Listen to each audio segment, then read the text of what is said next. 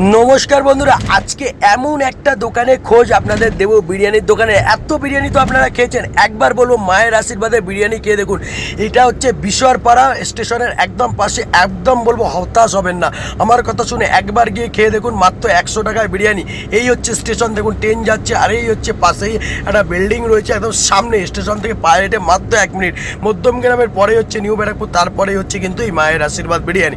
আমি আপনাদের বলবো একবার ট্রাই করুন। এখানে যিনি সেফ আছেন, ইনি কিন্তু ক্যাটারিংয়ের রান্না করতেন এবং ক্যাটারিং চালাতেন নিজের।